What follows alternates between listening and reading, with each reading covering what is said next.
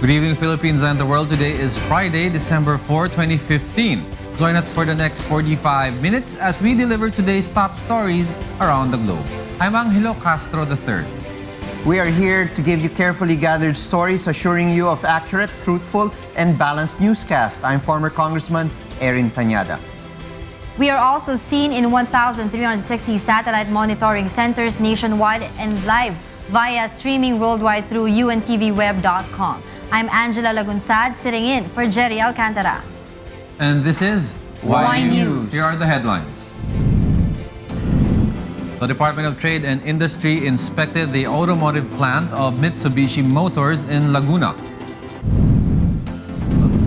DTI assures a sufficient supply of basic goods this holiday season. Fire razes residential commercial area in Manila and leaves 500 homes burned down. Malacanang downplays the hike on the national debt and urges the public to look at the GDP in macro perspective. President Benigno Aquino III reports the Philippines' achievements to the Filipinos in Italy. Schools in San Bernardino, California resume operations after a full lockdown due to the recent mass shooting incident. And 29th PNPC Star Awards for TV gives recognition to UNTV's ASOP Music Festival and the KNC show and hosts. First in the news, the Department of Trade and Industry conducted an inspection on the automotive plant of Mitsubishi in Laguna on Friday morning. Monokson will tell us why. Mitsubishi Motors conducted a technical testing on several Montero Sport units to disprove complaints on the model's sudden unintended acceleration. The test is part of the Department of Trade and Industry's investigation on the allegation. Mitsubishi explained it has various ways of determining the problem with the unit, one of which is the computer diagnostic test. Mitsubishi personnel intentionally removed the car's cables, destroying it, which were immediately detected by the computer. However, they admitted that there is no diagnostic code that can relate to the alleged SUA. Unfortunately, in any one of those evaluations which are documented and submitted to DTI, there is no DTCs or diagnostic trouble code that has something to be related in the alleged SUA. The car company reminded owners of Montero Sport to have their units checked once they see the engine indicators light up. Mitsubishi also conducted a simulation of the strength of the unit's brakes. When this Mitsubishi Montero Sport was put to the test, it was put in maximum acceleration to determine if the brakes are indeed functioning. Once it was accelerated, then abruptly put on a halt, it stopped. The results of the inspection will help the DTI decide on the complaints. It doesn't necessarily mean that just because the vehicle is performing well now, that there is no problem. The department said a product recall is likely. Complaints hope that Mitsubishi Motors will be held responsible for the SUA.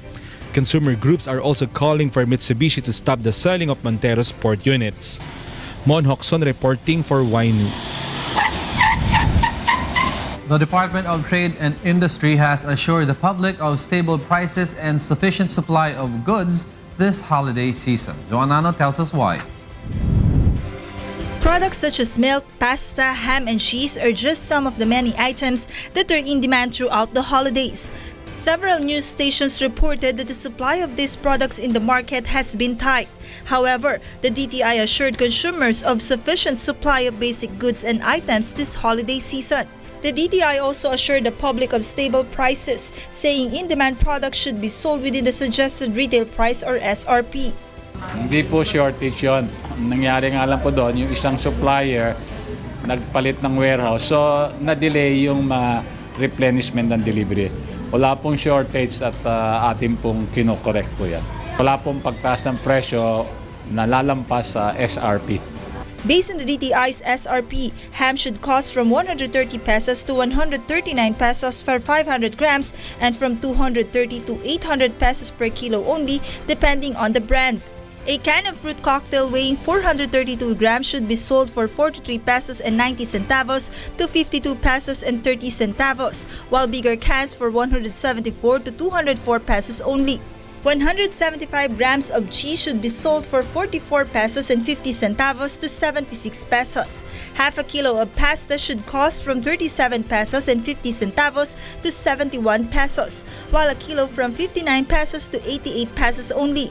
Meanwhile, the price of bread is expected to go down this December due to lower prices of raw materials used in making bread in the global market. Halos 6 o 5 ng malalaking brand ng Tasty at Pandesal ang nagbaba ng presyo 50 centavos to 1 peso. Ang laki po kasi ng binaba ng presyo ng trigo, which is 75% ng raw material ng tinapay. The public is urged to report to the DTI supermarkets and stores not complying with the SRP through numbers 751-3330 or 0917-834-8330. The DTI is open Mondays through Fridays from 8 o'clock a.m. to 5 p.m. Joanna reporting for Y News.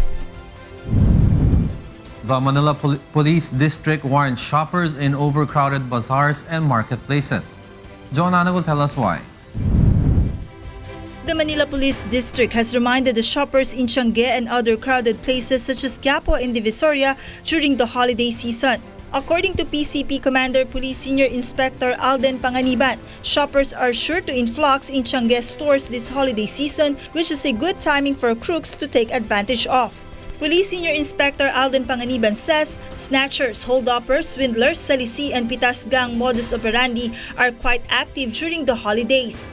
Na-anticipate po natin na tataas po ang street crimes pero ganun pa man, babantayan pa rin naman ho natin ang ating kalsada. And regarding itong paparating na holiday season, among the swindlers are those who pretend as salesmen, while some with prices that are mostly doubled or sells fake and defective products. kung binigay sa atin ng mga tao na fixer lang yan, baka mamaya peke o may depekto. Ngayon, pag binigay sa iyo yung defective na mga pinamili mo, pag binalikan mo siya, hindi mo na siya makikita, lalo pa, hindi mo na alam kung kanino siya bumili o kanino mo isasoli yung paninda na binili mo. Panganiban has also advised the consumer to inspect the bills that are being passed to them as exchange due to the fake 500 and 1,000 peso bills that are going around. According to Panganiban, they intend to deploy their personnel in marketplaces and other crowded places on holiday season to prevent crime-related incidents and to safeguard the public. Joanna reporting for Y News. The Bureau of Treasury reported an increase in the national debt.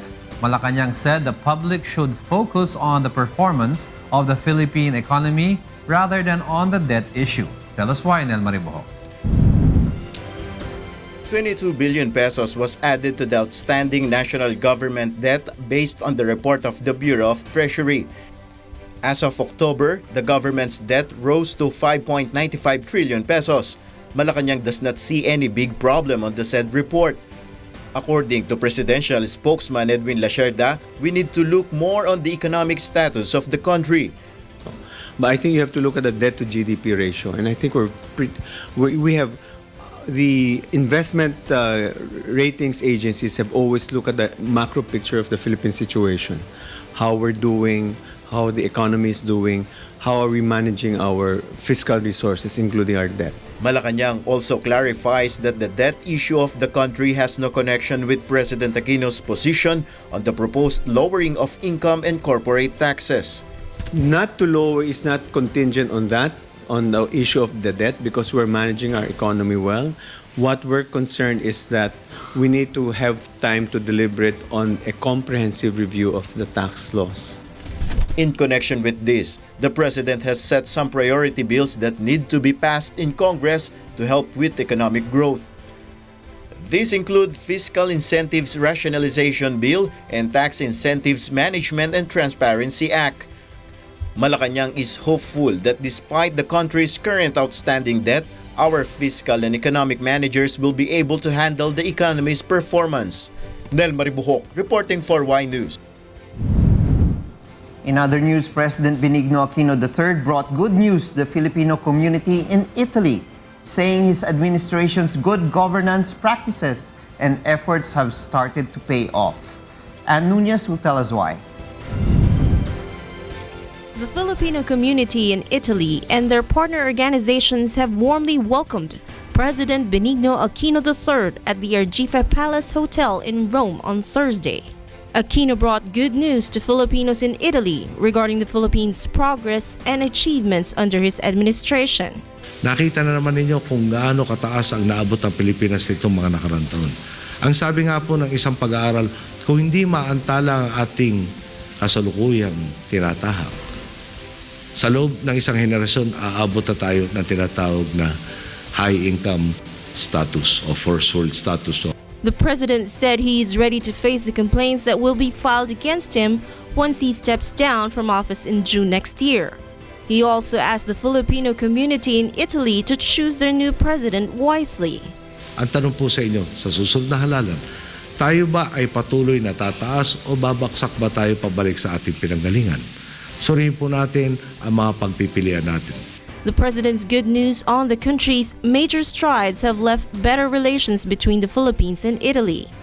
Has been a great pleasure have President Aquino in Rome, and has been very important for the community Italian Filipino. The first time that I meet the president. It is a good opportunity for me, but for all Filipino. International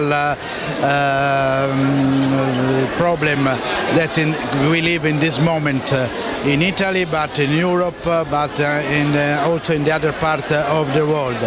And I hope to see the president again. These also gave hope to Filipinos in Italy. Pagdating po ng ating Pangulo ng Pilipinas sa isa pong napakalaking bahagi para sa ating mga Pilipino. Sa kanya po mga ulat at paliwanag, marami po tayong natutuhan na dahil sa mga paliwanag niya po, nalinawan natin yung mga ibang issue na mga hindi natin nalilinawan. Together with the UNTV news team in Italy, this is Ann Nunez reporting for Y News. In other news, Emperor Akihito and Empress Michiko of Japan are scheduled for a state visit in the Philippines from January 26 to 30 next year. The Department of Foreign Affairs says the state visit is a response to President Aquino's invitation. It was in 1962 when the two majesties first visited the country. They were still Crown Prince and Princess then. The DFA adds that this state visit will have a great impact in further strengthening the relationships between Japan and the Philippines. Bayan Muna Party List Representative Gerry expressed concern on how Senator Grace Poe's cases are being handled. Nel Maribuhok tells us why. Bayan Muna Party List Representative Nery Colmenares criticized the seeming bias on the COMELEC 2nd Division's treatment on Senator Grace Poe's case. Colmenares pointed out that normally the burden of proof lies on the complainant. However, in Poe's case, despite being the respondent, is the one pressured to prove that she is a natural-born Filipino. The lawmaker believes political pressure is behind the efforts to disqualify the front-runner among presidential candidates.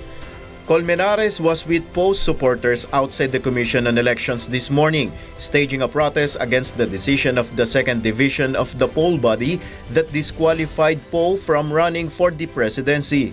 Bakit kay Grace Poe baliktad? Siya ang mag-prove at hindi complainant. Bakit espesyal ang diskriminasyon sa kanya? Sa akin, there's no other justification except politika talaga ito. Meanwhile, Attorney Estrella El Amparo is set to file on Monday a motion for partial reconsideration with regard to the decision of the 2nd Division on her petition.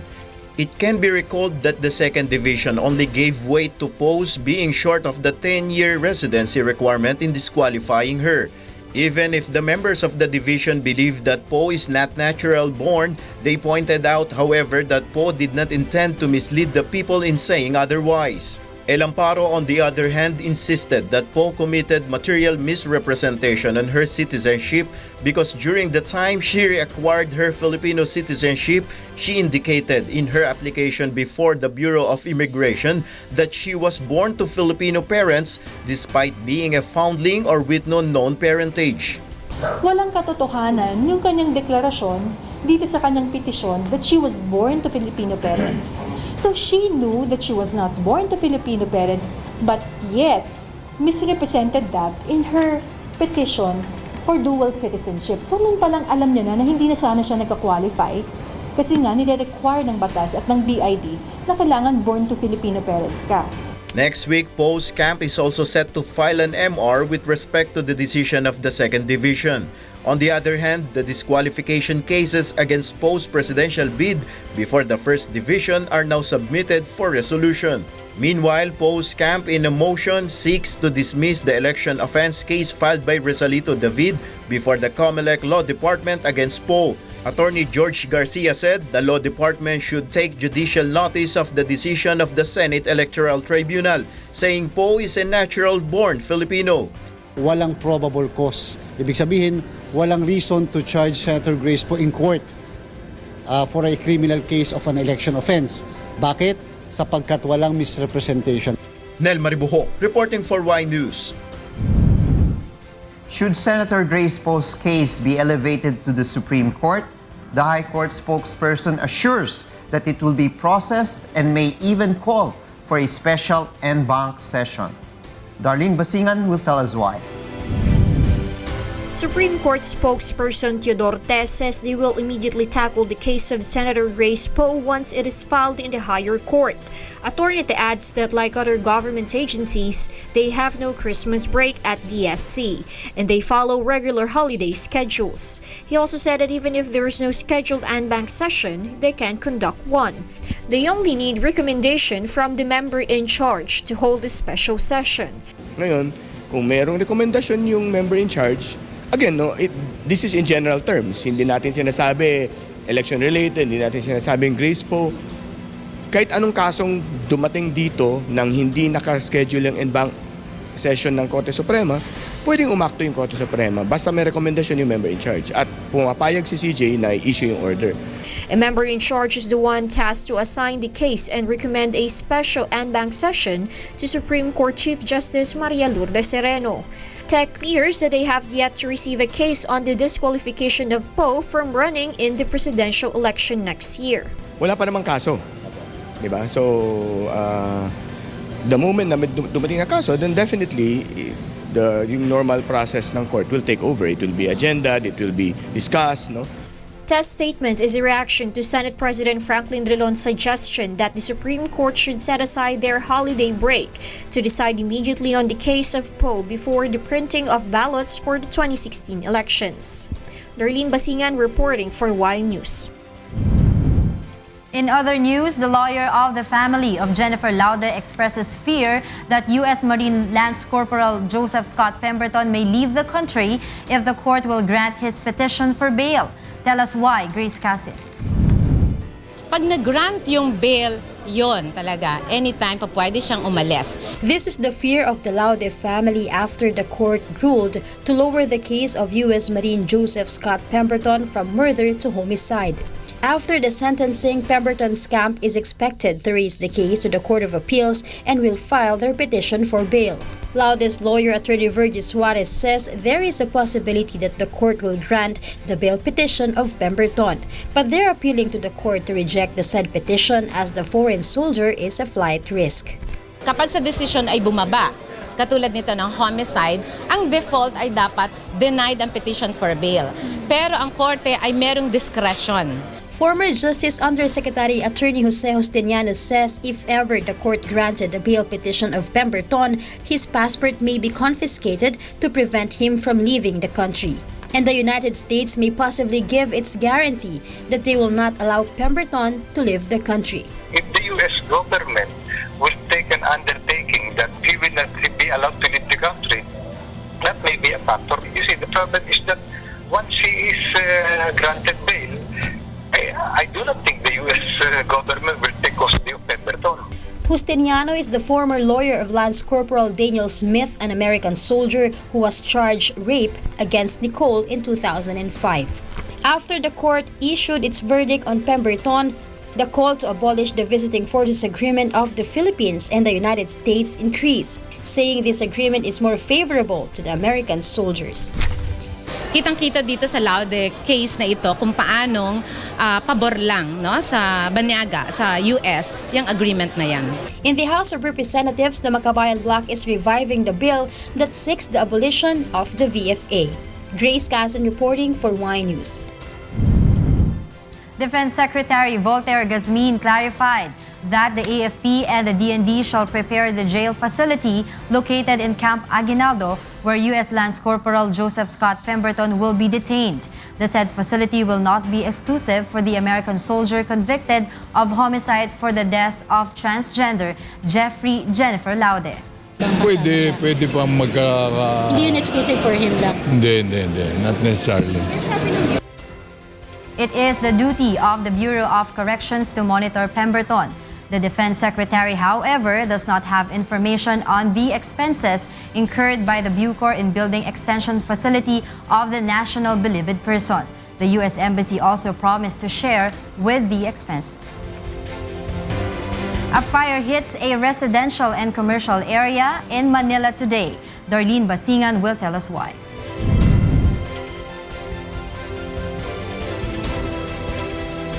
A fire broke out at a residential and commercial area in Manila at around 9 a.m. today. At about 10 a.m., the fire reached general alarm but was declared under control several hours later. The BFP admits having difficulty controlling the blaze due to the houses that were too close and made of light materials. The BFP also says adding to the difficulty to respond was the heavy traffic. Lalo na sa ganitong situation, yung fire scenario na gusto nating marating agad, doon nagkakaproblema yung ating mga fire trucks.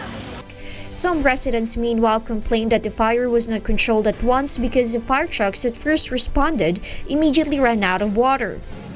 Mayroon pong bombero dito, pero ilang minuto lang po ay naubusan na ng tubig. At mayroon pa pong parating dito na 3, ang problema po ay walang tubig ang iba. The BFP and even Manila Mayor Joseph Estrada denied the allegations. Walang katotohanan. Pag nakita wala nang laman yung fire truck, naghahanap ng fire hydrant, ganun yun. Mari ba pupunta rito na walang tubig?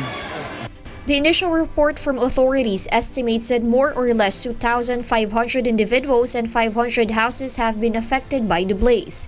The estimated cost of damages, meanwhile, is at 5 million pesos. There were no reported fatalities, but at least 5 were injured. Near the affected site is the Manila Police District Station 3 and Manila City Jail. Inmates from the MPD3 were immediately transferred to a nearby police station. The BFP can't determine yet what caused the fire, but residents says it started from a 2-story residential house for lease owned by a certain Alex Cayetano. The tenant who rents the room where the fire allegedly started explained that the fire was just an accident. He says he was boiling water at the time when his LPG tank flared up. Ayun na yung nangyari, ma'am. Bigla na lang aksidente. Bigla lang sumidlit yung tangke. Hindi, sumabog. Apoy pa lang, sumidlit. Kaya piling ko agapan, hindi na talaga makaya yun. Kaya niligtas ko na lang anak ko. Tama-tama pagbaba namin, sumabog na. Those who lost their houses are now temporarily staying at a nearby covered court. The local government of Manila, meanwhile, promised to help them. Tutulungan namin yan. In the meantime, lahat yung pagkain nila, sasagutin namin. Okay, maraming salamat po. We have the Manila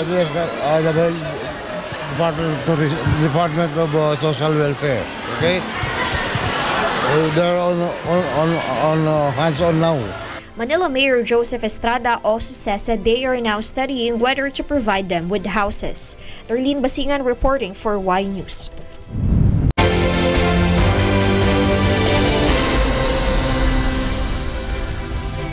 Two years after the Zamboanga City siege, the government's cases against the members of the Moro National Liberation Front, Miswari faction, are still on the pre-trial stage. Nel Maribohok tell us why. The pre-trial of the cases filed against members of the Moro National Liberation Front in connection with the 2013 Zamboanga City siege is scheduled next week. The pre-trial will be held at the Pasig Regional Trial Court Branch 158 on Tuesday until Thursday. It has been 2 years since members of the MNLF Miswari faction wreaked havoc to the city, but there have been no significant developments on the cases yet. Over 100 accused have been arraigned, while the rest, including Nur Miswari, are still at large. Zamboanga City Legal Officer Attorney Jesus Carbon cited several reasons why the cases filed against 200 people are stuck on the pre-trial stage. One of which is whether or not witnesses will be brought to Manila for the presentation of evidence. The case is still pending in the Regional Trial Court of Pasig. It's still on the pre-trial stage. There are many legal problems involved in the case. Do we have the witnesses testify here in Zamboanga, or do we bring them to Manila? The local government admits that a large sum of money is needed if witnesses will be sent to Manila. It added security threats might hamper the trial if it is conducted in Zamboanga City. In May, the camp of the accused submitted a plea bargaining proposal, downgrading the rebellion cases to sedition. A person convicted of sedition will be sentenced up to 8 years imprisonment, while a person convicted of rebellion and crimes against international humanitarian law will face reclusion perpetua or imprisonment from 20 to 40 years. Still pre-trial stage. This will take a long time because we did not agree to plea bargaining. Had we agreed to plea bargaining, many of them would have been out already. But the siege caused extensive damage to property and economy in the city. Despite having around 200 accused, the local government is hopeful that justice will be served to the victims of the bloody siege. Nel Maribujo, reporting for Y News.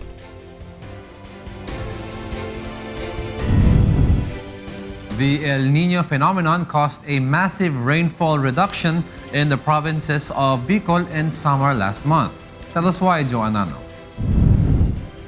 Almost half of the country's provinces have experienced below normal rainfall in November.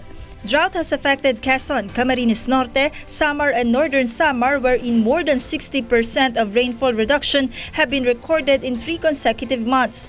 5 provinces in Luzon, 3 in Visayas, and the North Cotabato area in Mindanao are currently facing dry spell, or the condition described as the 3 consecutive months of 21 to 60% rainfall reduction. While 26 other provinces in the country, most of which are in Mindanao, are experiencing 2 months of 21 to 60% rainfall reduction. The CLIMS or Climate Monitoring and Prediction section of Pag-asa predicts that more provinces will experience the effect of El Niño in the coming months, particularly since no cyclones are expected to hit the country this month. Lalong-lalo na yung mga magsasaka na nanduroon po sa lugar ng Iloilo, Negros, Zamboanga, Sultan Kudarat, Cotabato, Mindoro, Antique, sa Panay Island, sa Palawan, ayan po, Central Visayas, nakikita po natin na malaki ang magiging kabawasan sa ulan. At kung kayo po ay mag-iisip o magdidesisyon kung anong itatanim natin, huwag naman po yung makonsumo masyado ng tubig katulad ng palay. Prior to this, Pag-asa said that the effect of El Niño might last until mid-2016. Based on the monitoring of scientists, the sea surface temperature of Pacific Ocean is continuously rising. Sa ating mga tala, ito po ay talagang mataas, napakataas. At nakakatatlong linggo na yata tayong 3 degrees ang anomaly ng SST.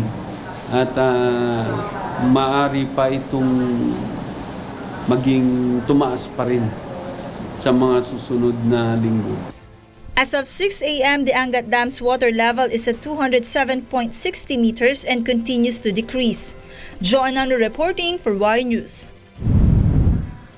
Let's take a look on what one of the members of the Makabayan bloc has been busy about in a day in the life of Congressman Nery Colmenares.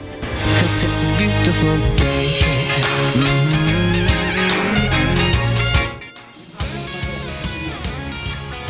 gabi ng kasaysayan at selebrasyon.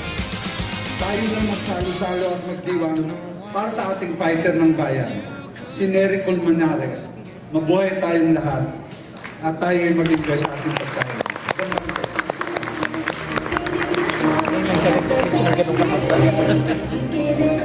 Salamat kay Mike. At now, dinner will be served. Ano po ang ating pagkain habang Nagpa-public speaking ka pala? Hindi, bakit? Ngayon lang kita nakita. You can ask your questions. Uy, Greg, thank you for that.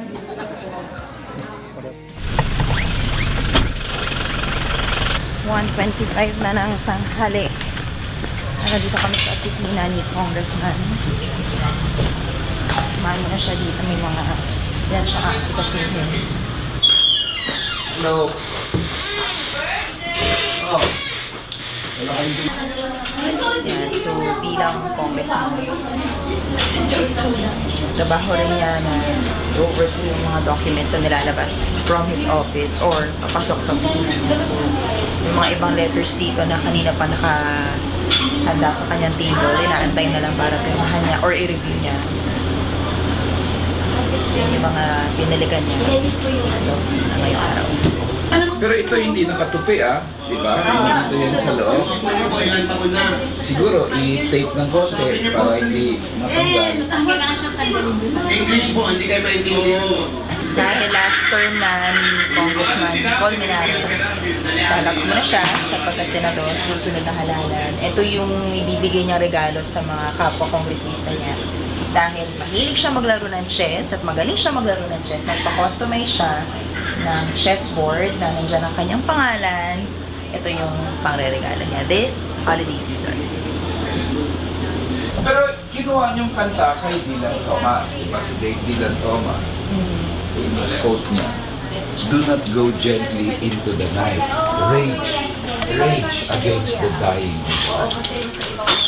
See you later! Rage against the dying of the light.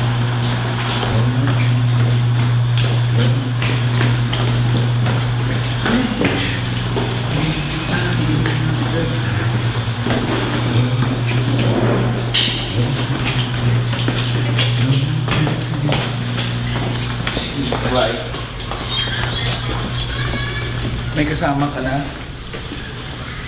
May 4:15 na. So, pabalik mo na ng bahay si Congressman para sunduin ang kanyang asawa.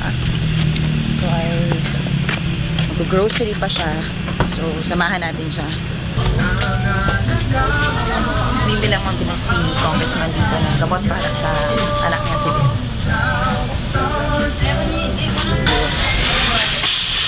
Samahan natin siya mag-grocery.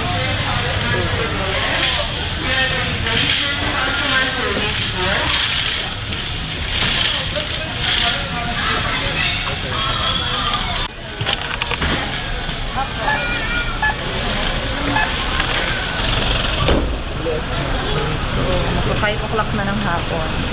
Uwi muna si Congressman dito sa kanyang bahay. Then prepare para dun sa benefit dinner. Fundraising dinner. Mamayang gabi. Mother, Shali! Pinapadala niyo yung Sara kasi nakakala sa daan.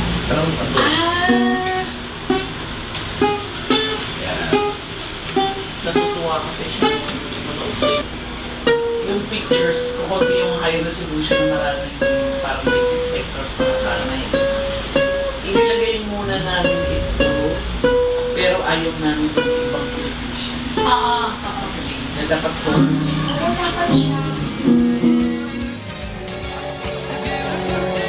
So it's been a long day already for Congressman Colmenares. His day started around 5 o'clock in the morning and he did plenty of activities for today. And we're very privileged to see how he spent his birthday.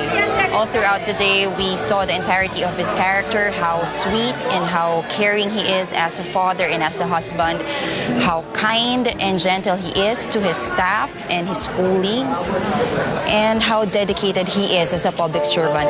It's almost almost past 8 o'clock in the evening, and his day is not yet over. But at least we got a glimpse of his day, his usual Friday, and we got to understand what it really means living a day in the life of Bayan Muna representative and birthday celebrant Gerry Colmenares. Cause it's a beautiful day.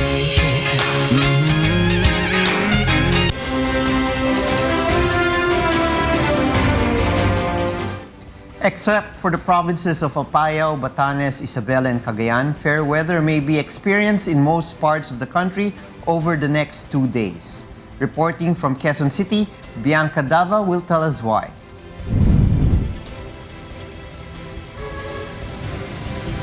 Good evening, everyone. Except for some light rains over northern Luzon, most parts of the country will enjoy good weather this weekend. According to Pag-asa, the light rains over the said region are still due to the northeast monsoon or amihan.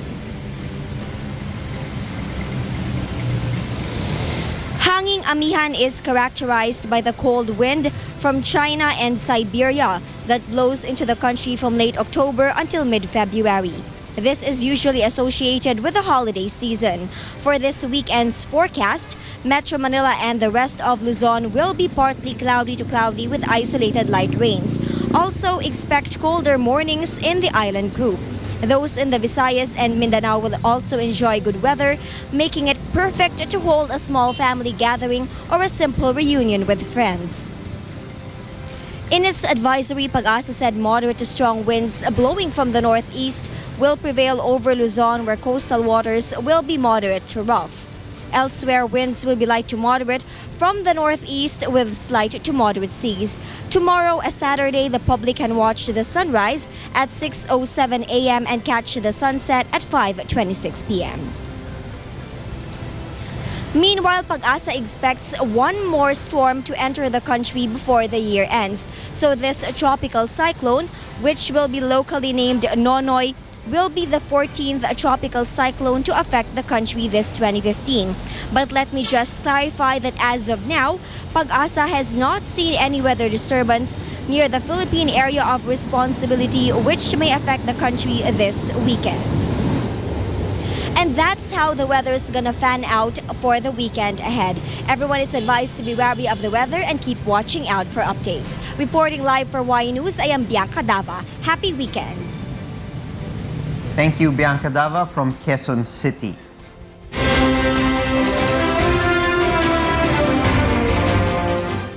Schools and establishment operations are back to normal after the deadly San Bernardino rampage on Thursday, which claimed the lives of 14 people.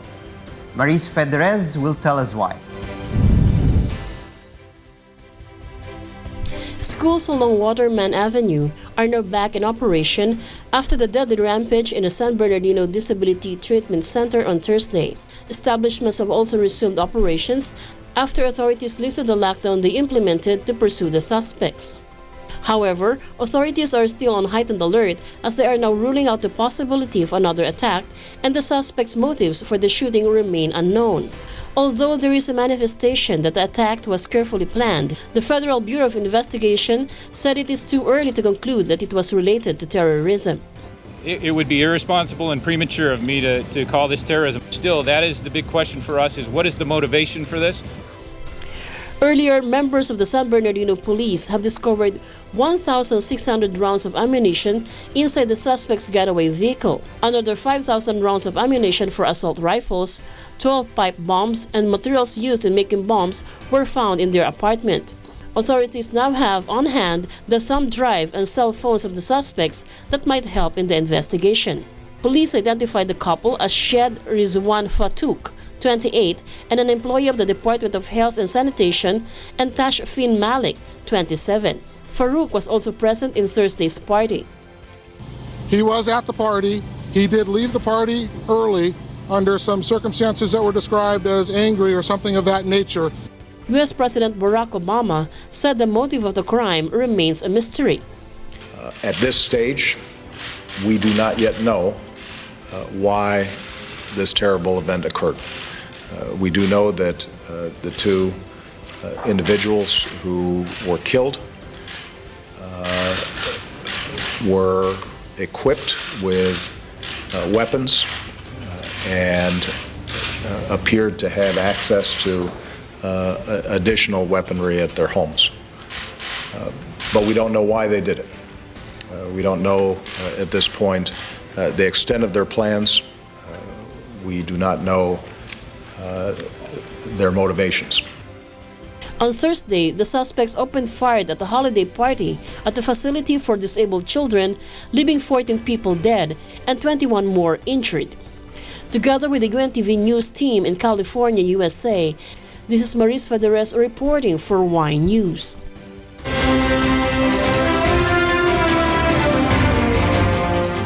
FBI searches Miami office of the company tied to Spain's Imagina as U.S. authorities prepare to disclose second wave of charges tied to the business of soccer.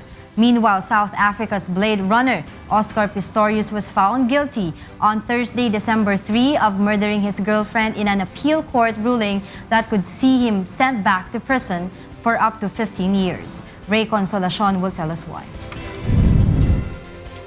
South Africa's Blade Runner Oscar Pistorius was found guilty on Thursday, December 3, of murdering his girlfriend in an appeal court ruling that could see him sent back to prison for up to 15 years. The Supreme Court upgraded a 29-year-old Paralympian's sentence on appeal to murder from culpable homicide, for which he received a 5-year sentence. The Paralympic gold medalist was released on parole on October 19 after serving a year of his 5-year prison term for the culpable homicide of Steenkamp, whom he killed after firing 4 shots through a locked toilet door on Valentine's Day 2013. Prosecutors said Pistorius, 29 years old, should be convicted of murder and sent back to jail because he knew the person behind the door could be killed when he fired. A murder conviction would result in a minimum sentence of 15 years in prison. Meanwhile, FBI agents on Thursday, December 3, launched a search of the Miami office of Media World, an affiliate of Spanish media giant Imagina Group, as U.S. authorities prepared to disclose a second wave of charges tied to the business of soccer. Media World was one of the unidentified sports marketing companies that was mentioned in a U.S. indictment in May as having agreed to pay a bribe to a high-ranking soccer official in the Americas. FBI agents entered the Media World office and FBI vehicles were outside the building. The front entrance had been cordoned off with police tape.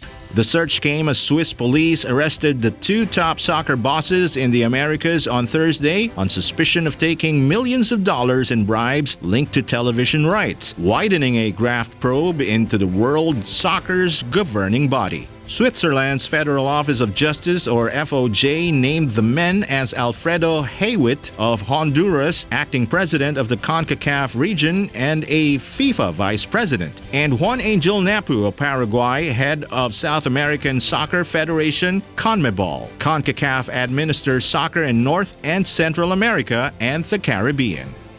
Ray Consolacion reporting for Y News.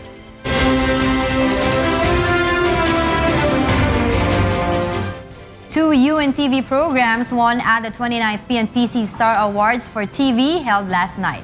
Grace Cassin will tell us why. UNTV bagged 3 awards through its programs, namely A Song of Praise or ASOP Music Festival and KNC Show, in last night's awarding ceremonies of the 29th Star Awards for Television of the Philippine Movie Press Club or PMPC, held at the Kia Theater at Aneta Center in Cubao. ASOP, the one and only praise songwriting competition on Philippine television, was recognized as the Best Talent Search program. ASOP Music Festival Year for A Song of Praise, UNTV 37. ASOP host Richard Reynoso accepted the award in behalf of the program. Nung inisip po ito ni Kuya Daniel at ni Brother Eli ang pagpapa-TV, paglalagay sa TV ng A Song of Praise Music Festival, hindi naman po talaga namin inisip yung recognition and all. Ang habol lang po namin is every week makapagbigay po tayo ng may pakita natin yung galing na Filipino sa pamamagitan po ng paggagawa ng original Filipino praise music at lumawak pa po yan. Meanwhile, Kids and Cuddlers or KNC show was awarded as the best children's show, and its host Eric Cabobos, Vency Valio, Moonlight Alarcon, Sid Capulong, Sedi Isip, Kim Enriquez, Team Argalion, Angelica Tejada, Lian Manalanzan, and Kyla Manalang were given the Best Children's Show Host Award. The winners are Eric Cabobos, Joined by their associate producer Blanca Santiago, Eric Cabobos, Benzi Valio, Sid Capulong, Sedi Isip, Kim Enriquez, and Lian Manalanzan took the stage to receive the award for the show. Super saya po, syempre po sa Diyos, na hindi naman po namin makukuha yung award na to kung di po dahil sa kanya, pag di niya po kami tinulungan. Salamat po sa Diyos at nakakakuha po kami ng award dito sa PMPC Award. Pagbubutin po namin yung pagtatrabaho namin. Salamat po sa Diyos dahil binigyan po kami ng pagkakataon na bigyan po ng award na kagaya po nito. Salamat sa Diyos, nangyari ito. Gaya nga ng tinuturo sa atin ni Kuya Daniel, hindi naman mangyayari mga gatong bagay kundi niya ipinahintulot. Kaya pinagpapasalamat natin itong munting regalo na ibinigay niyo sa atin. Grace Kazan reporting for Y News. And of course, before we end the night, we'd like to say happy weekend and Kong and Angel, congratulations to KNC and ASO Music Festival. Music Festival for winning at the 29th PMPC Star Awards. Those are the reasons behind the news, December 4, 2015. I'm Angelo Castro III. Reasons we delivered to you as they unfold. I'm former Congressman Erin Cañada. I'm Angela Lagunsad, sitting in for Gerry Alcantara, because we need to know. We will always ask why. Thank you for watching Y News. News.